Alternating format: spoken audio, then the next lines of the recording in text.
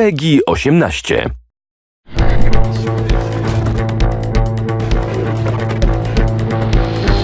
Frostbite's been in development since 2006, and there's always been a roadmap and a plan for Gen 4 and beyond. So I like to think of Frostbite as an evolutionary process, and Frostbite 3 is the next step in that evolution. Frostbite 3 is a really powerful tool set. A gamer is going to experience a much more authentic, believable, and realistic-looking game. We have one unified program where you can create content that will run on everything from an iPhone to a next-gen console. And now it's really coming online and enabling the game designers to do way more than they've ever been able to do before. We spend significant effort on creating more dynamic and living environments. Before, they would have to go to a lot of work to make a tree feel like it swayed in the wind.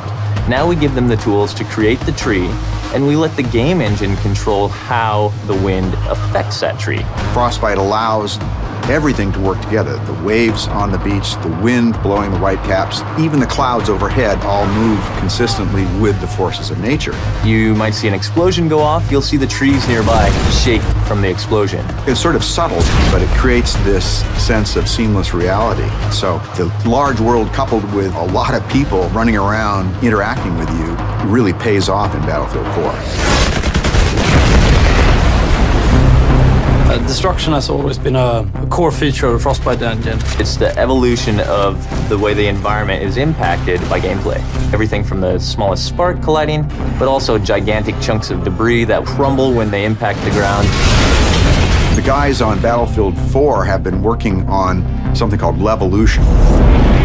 Levolution is really about the concept how you can drastically change a multiplayer map into something different. It could be anything from a big building collapsing or to a dam breaking or anything really big game changer to the level. A recent feature that we've put in, and you'll see in Battlefield 4, is our networked water simulation.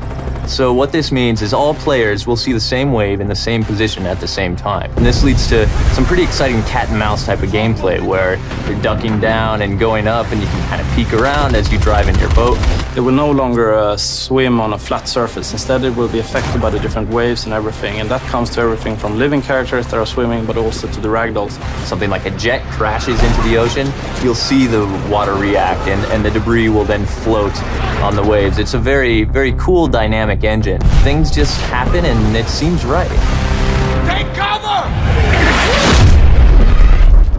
In Frostbite 3, we've made a priority of much more believable, emotionally believable characters. There's a whole slew of features in Frostbite that support that, and one of the most important is the way a person's eyes look. The way we render characters is better than ever before. We're doing subsurface scattered models. We have parallax animation in the iris. You'll notice it looks like a real eye. You'll back me up, right? Frostbite 3 is so much more powerful than any engine I ever used before.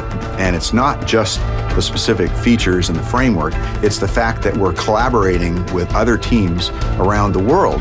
In the past, before we had the Frostbite team, we were building a new engine every time and we were kind of stumbling constantly. Now, to have the team here to focus on new releases with new goodies means that we as a team can focus on the creative side to deliver better games, better experiences. Today it's used by a lot of different genres, so everything from racing games to real-time strategy games and RPGs.